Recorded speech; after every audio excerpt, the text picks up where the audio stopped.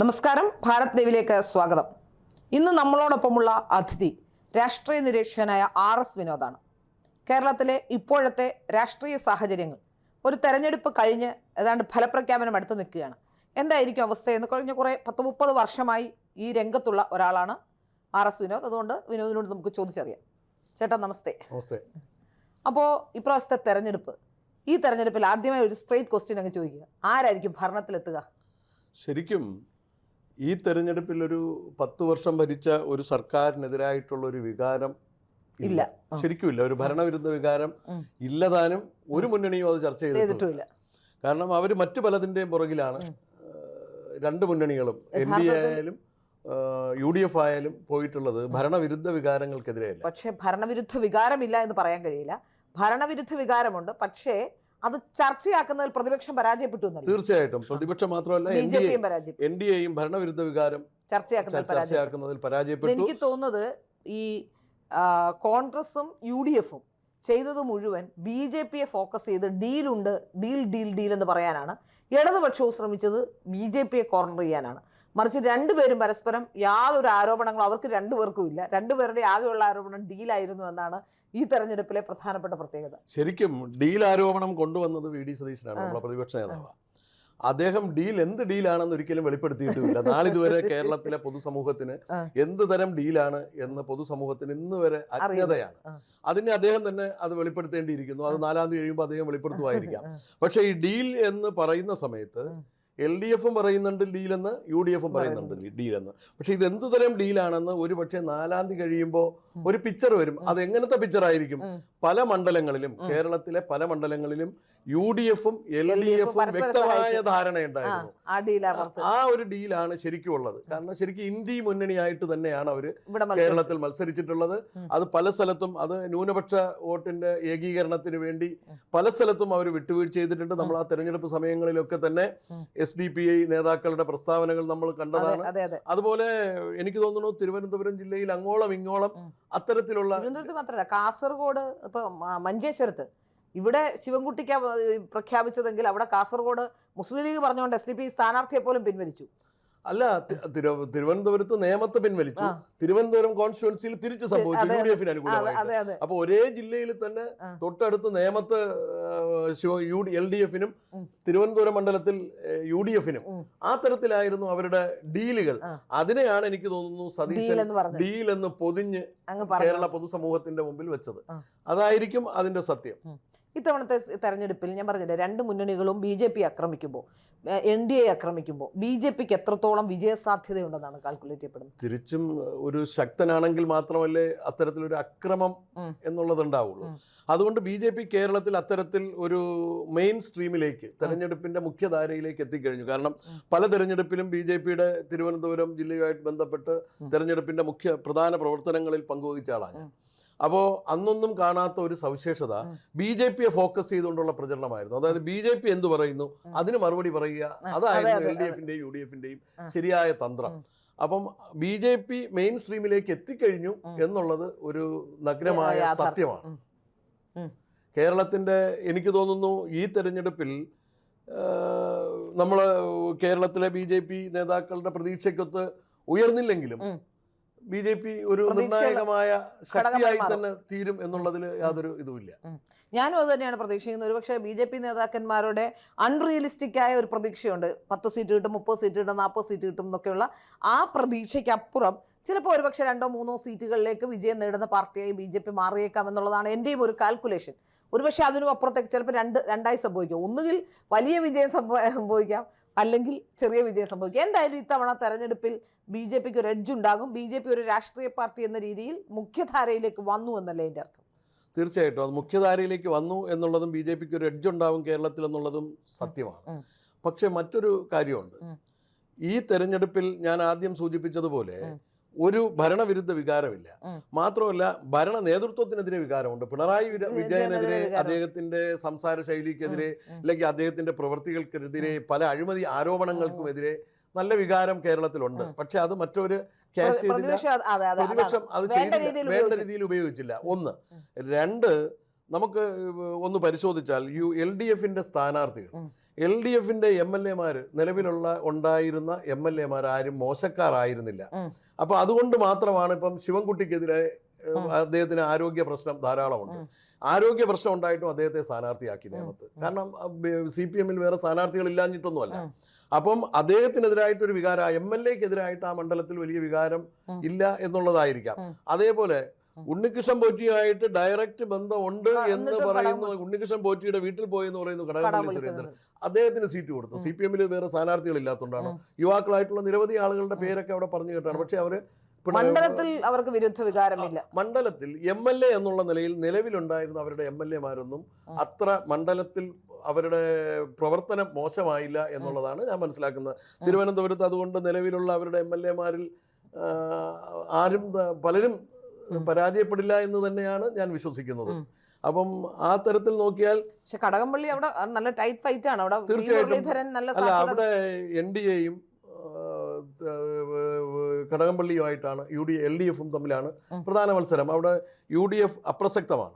പക്ഷേ വേറൊരു ഇതെന്ന് പറഞ്ഞാൽ കഴിഞ്ഞ കേന്ദ്രമന്ത്രിയായിരുന്ന കാലഘട്ടത്തിൽ V. മുരളീധരൻ ആ മണ്ഡലത്തിനകത്ത് കേന്ദ്രീകരിച്ച് പ്രവർത്തിക്കുകയും നിരവധി അവിടുത്തെ എനിക്ക് തോന്നുന്നു സാധാരണ കടകംപള്ളി സുരേന്ദ്രൻ അറിയുന്നത് പോലെ ഓരോ വീടും V. മുരളീധരനെ സംബന്ധിച്ചിടത്തോളം കഴക്കൂട്ടം അസംബ്ലി കോൺസ്റ്റിറ്റ്യുവൻസിയിലെ വളരെ വ്യക്തമായി അറിയുന്ന വീടുകൾ ഉള്ള സ്ഥലമായി അദ്ദേഹം അതിനെ അത്രയും പരിചിതമാക്കി കഴിഞ്ഞു ആ മണ്ഡലത്തിൽ. അപ്പൊ അതാണ് അവിടെ ഒരു ടൈറ്റ് മത്സരം, അല്ലെങ്കിൽ അത്രയും ഒരു കോണ്ടസ്റ്റ് അവിടെ കൊടുത്തത് തീർച്ചയായിട്ടും അതുകൊണ്ടായിരിക്കണം.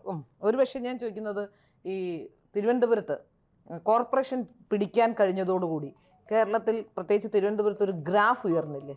തീർച്ചയായിട്ടും ഗ്രാഫ് ഉയർന്നു. ഇതിനകത്ത് നമ്മൾ ശ്രദ്ധിക്കേണ്ടത് ശ്രീല ഒരു കാര്യം, ഈ നമ്മുടെ ഇപ്പോഴത്തെ പുതിയ കുറെ യൂട്യൂബ് ചാനലുണ്ട്.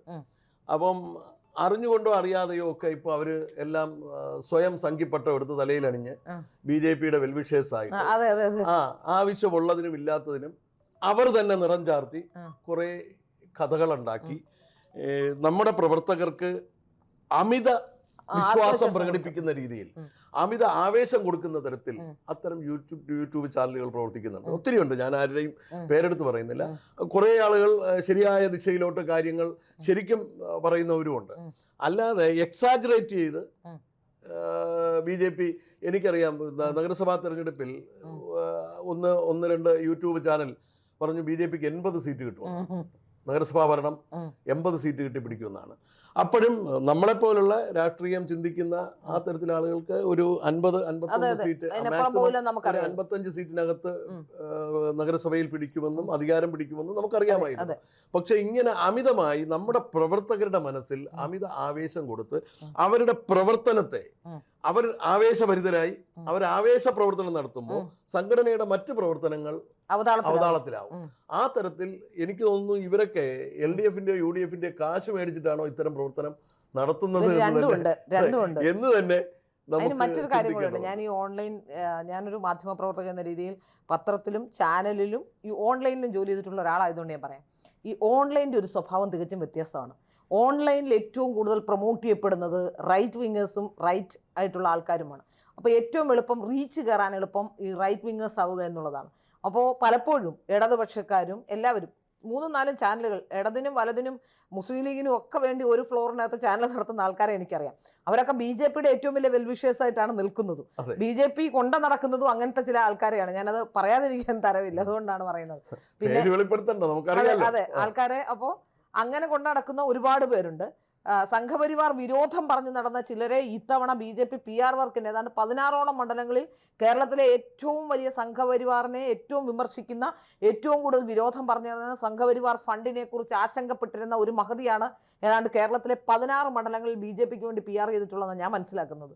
വളരെ ഗുരുതരമായ ഒരു കാര്യമാണത്. അതൊരിക്കലും അംഗീകരിക്കാൻ കഴിയില്ല. കാരണം ഒരു സ്ഥാനാർത്ഥിയുടെ ഉൾപ്പെടെയുള്ള എല്ലാ കാര്യങ്ങളും, അവിടെ നടക്കുന്ന മീറ്റിങ്ങുകൾ, അവരുടെ സ്ട്രാറ്റജി, അവരുടെ സ്ഥാനാർത്ഥി എങ്ങോട്ട് പോകുന്നു, എല്ലാ കാര്യങ്ങളും അറിയുന്ന ആളാണ് ഈ PR-ലേക്ക് വരുന്ന ആൾക്കാരെന്ന് പറയുമ്പോൾ. അപ്പോൾ തീർച്ചയായിട്ടും അത് വലിയ അപകടമാണ്. അതിനെ ഞാൻ ഒരിക്കലും പ്രൊമോട്ട് ചെയ്യില്ല. അത് പറയേണ്ട കാര്യമായതുകൊണ്ട് മാത്രം ഞാൻ പറയുന്നു. അതൊരു വിമർശനമായോ അല്ലെങ്കിൽ അത് ആത്മവിമർശനമായോ എന്ത് വേണമെങ്കിലും BJP-ക്ക് എടുക്കാം. ചിലപ്പോൾ ഒരു പക്ഷേ നമ്മളെ അതുകൊണ്ട് എന്നെ സംഘടനാ വിരുദ്ധയാക്കാനുള്ള ശ്രമമൊക്കെ നടത്തും. പക്ഷെ എന്നാലും ഞാൻ പറയുകയാണ്, അത് ശരിയല്ല, അത് ആ സംഘടനയ്ക്ക് ശരിയല്ല എന്നുള്ളത് കൊണ്ടാണ് അത് പറയുന്നത്.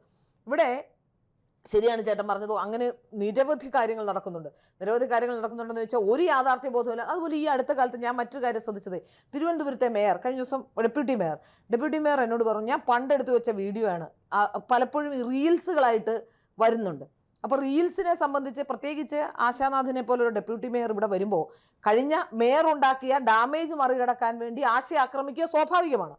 അപ്പൊ ഇടതുപക്ഷം ചെയ്യുന്ന ഒരു കാര്യം ആശയെ ആക്രമിക്കുക എന്നുള്ള രീതിയാണ്. അപ്പോൾ അവരെടുത്ത് വെച്ച റീൽസ് കൊടുക്കുകയാണ്. പക്ഷെ അവരെന്നോട് പറഞ്ഞത്, അവരെടുത്ത റീൽസ്, അവർ നേരത്തെയൊക്കെ എടുത്തു വെച്ചിരുന്ന റീൽസ് എടുത്ത് ഇപ്പോൾ രണ്ടാമത് അപ്ലോഡ് ചെയ്യുകയാണ് പല ചാനലുകൾ, പല പൊട്ടിമുളയ്ക്കുന്ന യൂട്യൂബ് ചാനലുകൾ. അവരെ സംബന്ധിച്ചിടത്തോളം ഫേസ്ബുക്ക് പേജുകൾ, ഇൻസ്റ്റാ പേജുകളും ഒക്കെയാണ്. അവരെ സംബന്ധിച്ചിടത്തോളം അവർക്ക് റീച്ച് വലിയ ഘടകമാണ്. അപ്പോൾ എനിക്ക് തോന്നുന്നു അതുകൊണ്ടാണെന്ന് തോന്നുന്നു അങ്ങനെ റീൽസ് എടുത്ത് പലരും ഇടുന്നു എന്നൊരു ആശങ്ക എന്നോട് ആശ പറഞ്ഞിരുന്നു കഴിഞ്ഞ ദിവസം. അപ്പം ഞാൻ പറഞ്ഞ ആശ ശ്രദ്ധിക്കണം, കുറച്ചുകൂടി ശ്രദ്ധിച്ചെങ്കിൽ മാത്രമേ, കാരണം ഈ ഒരു പ്രശ്നം നിലനിൽക്കുന്നതുകൊണ്ട് ഈ മേയറെ എല്ലാ തരത്തിലും ജനങ്ങളെ വെറുപ്പിച്ചത് കൊണ്ട് അടുത്ത മേയറും ഡെപ്യൂട്ടി മേയറും ഒക്കെ പരാജയമാണെന്ന് വരുത്തി തീർക്കാനുള്ള ശ്രമങ്ങളുണ്ടാവും. അത് ശ്രദ്ധിക്കണമെന്ന് ഞാൻ പറഞ്ഞു ആശയോട്.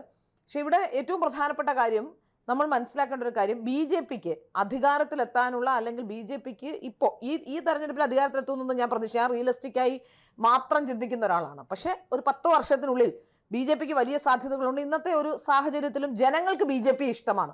കുറച്ചുകൂടി നേതാക്കന്മാരും സംസ്ഥാന നേതൃത്വവും ജനങ്ങളിലേക്ക് ഇറങ്ങി ചെല്ലുകയും ജനങ്ങളോട് സംവദിക്കുകയും ജനങ്ങളുടെ പ്രശ്നത്തിൽ ഇടപെടുകയും ചെയ്താൽ വരുന്ന ഒരു 5 വർഷത്തിനുള്ളിൽ വലിയ മാറ്റം ഉണ്ടാക്കാൻ കഴിയും. അതിനപ്പുറത്തേക്ക് 10 വർഷത്തിനുള്ളിൽ ഒരു പക്ഷേ ഭരണത്തിലേറാൻ പോലും കഴിയുന്ന രാഷ്ട്രീയ പാർട്ടിയെ BJP മാറിയിട്ടില്ലേ? തീർച്ചയായിട്ടും ഇനി ശരിക്കും പറഞ്ഞ കേരളത്തിൽ വളരുന്ന ഒരു പാർട്ടി എന്ന് പറയുന്നത് അത് BJP മാത്രം. പക്ഷേ അവർ വികസനം മാത്രമേ പറയുന്നുള്ളൂ. സാമൂഹ്യ വിഷയങ്ങൾ ഇടപെടണ്ടേ? വികസനം പറഞ്ഞോട്ടെ, വികസനം വേണം, വികസനം എല്ലാവരുടെയും ആവശ്യമാണ്. പക്ഷെ സാമൂഹ്യ വിഷയങ്ങളിൽ BJP വേണ്ട വിധത്തിൽ ഇടപെടുന്നില്ല എന്ന് തോന്നില്ല. നമ്മുടെ പുതിയ പ്രസിഡന്റ് വന്നതിന് ശേഷം അദ്ദേഹം, എനിക്ക് തോന്നുന്നു അദ്ദേഹത്തിന് ശരിക്കും ഒരു വിഷണറിയാണ്. അദ്ദേഹം ഒരു വലിയ എന്താ പറയുക, ഒരു ബിസിനസ് മാഗ്നറ്റ് ആണ്. അത് മാത്രമല്ല കോർപ്പറേറ്റ് മേഖലയിൽ അദ്ദേഹം പല കമ്പനികളും വിജയിപ്പിച്ചു. അതൊക്കെ വളരെ ഇതാണ്. ആ ഒരു സ്ട്രാറ്റജി ആയിരിക്കും അദ്ദേഹം പൊളിറ്റിക്സിൽ എടുക്കുന്നത്. തീർച്ചയായിട്ടും അദ്ദേഹത്തിന്റെ ആ ഒരു നിലപാടുകൾ ശരിയായിരിക്കാം. അതിപ്പോ ഈ 4-ാം തീയതി കഴിയുമ്പോൾ എത്രമാത്രം നമുക്ക് പെർസെന്റേജ്, ഇപ്പൊ നിയമസഭാ സീറ്റുകളുടെ എണ്ണം വർദ്ധിച്ചില്ലെങ്കിലും എത്ര വോട്ടിംഗ് പെർസെന്റേജിൽ നമുക്ക് എത്ര പെർസെന്റേജ് എത്താൻ സാധിച്ചു എന്നുള്ളതിനെ ഡിപ്പെൻഡ് ജനങ്ങളുടെ BJPയുടെ പ്രവർത്തകരുടെ മനസ്സറിയാം. പിന്നെ വികസനം എന്ന് പറഞ്ഞാൽ എനിക്ക് തോന്നുന്നു ഇപ്പോഴത്തെ യങ്സ്റ്റേഴ്സ്, ന്യൂ ജനറേഷൻ, ഇവർ ആഗ്രഹിക്കുന്നതും വികസനമാണ്. പിന്നെ നമുക്കറിയാലോ 2014 നരേന്ദ്രമോദിജി അധികാരത്തിൽ വന്നതിന് ശേഷമാണ് ഭാരതത്തിലെ എത്ര വിമാനത്താവളങ്ങൾ, എത്ര മറ്റ് സീപോർട്ടുകൾ, അതുപോലെ എത്ര പുതിയ സംരംഭങ്ങൾ, റോഡ്, NH ഗതാഗതം, റെയിൽവേ സംവിധാനം തന്നെ നമുക്ക് എടുത്തു ജനങ്ങളുടെ മുമ്പിലുണ്ട്. ട്രെയിനിൽ ട്രെയിനുകൾ. അപ്പൊ ഇതൊക്കെ നമുക്ക് വിദേശ രാജ്യങ്ങളിൽ മാത്രം TV-യിലൂടെയും ചാനലുകളിലൂടെയും കണ്ടിരുന്ന സാധനങ്ങൾ നമ്മുടെ കൺമുന്നിലൂടെ പോവുകയാണ്. ഇതൊരു പക്ഷേ കഴിഞ്ഞ ഈ 2014 ശേഷം മറ്റൊരു സംവിധാനമാണ് ഭരിച്ചിരുന്നുവെങ്കിൽ ഇതൊന്നും നമുക്ക് കാണാൻ സാധിക്കില്ല എന്നുള്ളത് 100% വിശ്വസിക്കുന്ന ഒരാളാണ് ഞാൻ. അത് നരേന്ദ്രമോദിയും BJPയും ആയതുകൊണ്ടാണ് ഇത്തരത്തിൽ നമ്മുടെ രാജ്യത്ത്. അതെ, നമ്മുടെ കേരളത്തിൽ തന്നെ നിരവധി വികസന സാധ്യതകളുണ്ട്. നമ്മൾ ആ വിഴിഞ്ഞത്തിന്റെ അനന്തമായ സാധ്യതകൾ വിഴിഞ്ഞത്തുണ്ട്. ഈ അനന്തമായ സാധ്യതകൾ ശരിയായ രീതിയിൽ പ്രയോജനപ്പെടുത്തുന്നില്ല. ഒരു പക്ഷേ രാജീവ് ചന്ദ്രശേഖർജിയെ പോലെയുള്ള നമ്മുടെ ഇപ്പോഴത്തെ സംസ്ഥാന അധ്യക്ഷൻ, അദ്ദേഹമൊക്കെ ആ തരത്തിൽ അതിനെപ്പറ്റി വളരെ ഗൗരവമായി ചിന്തിച്ചിട്ടുണ്ടാവാം. അതായിരിക്കാം അദ്ദേഹം വികസനത്തിന് ഊന്നൽ നൽകുന്നത്. അപ്പൊ വികസനത്തിന് ഊന്നൽ നൽകുന്നത് ഒരു നല്ല കാര്യം തന്നെയാണ്. സാമൂഹ്യ പ്രശ്നങ്ങൾ എന്ന് പറഞ്ഞാൽ നമ്മുടെ നാടിന്റെ അടിസ്ഥാനപരമായിട്ടുള്ള പ്രശ്നങ്ങളാണ്. വികസനവും അടിസ്ഥാനപരമായിട്ടുള്ള പ്രശ്നങ്ങളാണ്. സാമൂഹ്യ പ്രശ്നങ്ങളും വികസനവും ഒന്ന് കോർത്തിണക്കി സംയോജിപ്പിച്ച് ഒരു നല്ല പ്രവർത്തനം ആ തരത്തിൽ മുന്നോട്ട് പോകണം. ആ തരത്തിൽ മുന്നോട്ട് പോയാൽ മാത്രമേ നമുക്കൊരു ഈ പറഞ്ഞ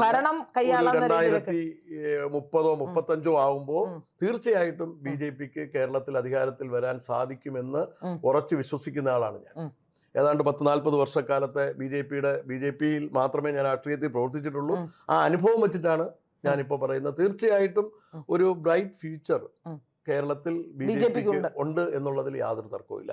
പക്ഷെ അത് ശരിയായ രീതിയിൽ പ്രവർത്തിക്കേണ്ടിയിരിക്കുന്നു എന്നുള്ളത് ഒരു നഗ്നമായ സത്യമാണ്.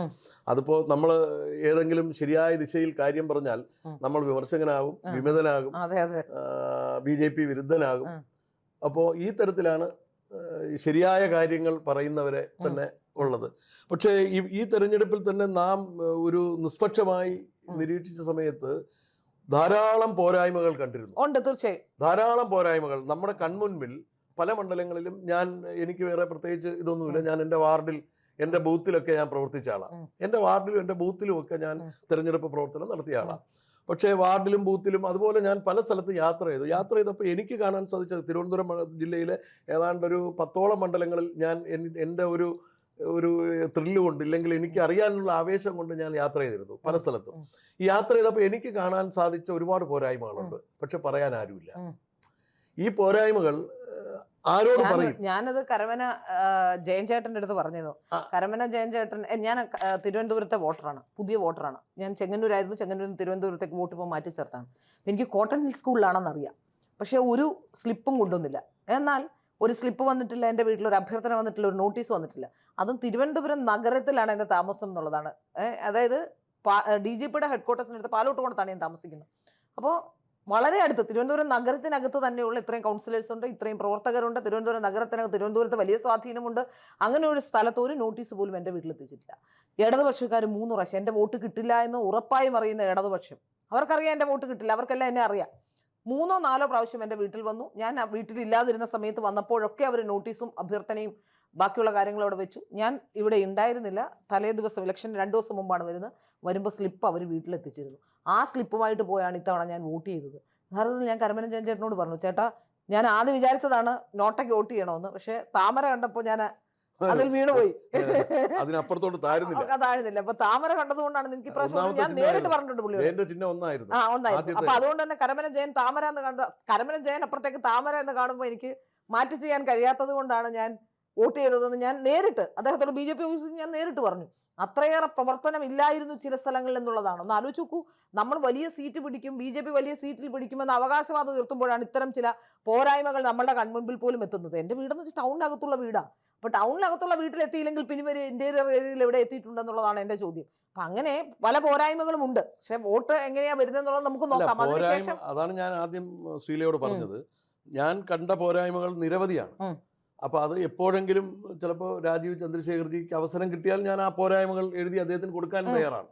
പക്ഷേ ഇതിനകത്തുള്ള ഈ വസ്തുത, ഇത് കാണാനുള്ള അവസരം ഉണ്ടാക്കില്ല. ഇല്ല, അത് ചില കോക്കസുകൾ അദ്ദേഹത്തെ ചുറ്റിപ്പറ്റി നിൽക്കുന്നുണ്ട്. വേറെ ആരും മിണ്ടരുത്, ആരും സംസാരിക്കരുതെന്ന് വിചാരിച്ച് നിൽക്കുന്ന ചില ആൾക്കാർ. അദ്ദേഹത്തിന് ഇങ്ങനെ ഒരു RS വിനോദ് ആരെന്ന് പോലും അറിയില്ല. കാരണം ഞാൻ 86 മുതൽ BJPയുടെ പ്രവർത്തനം തുടങ്ങിയതാണ്.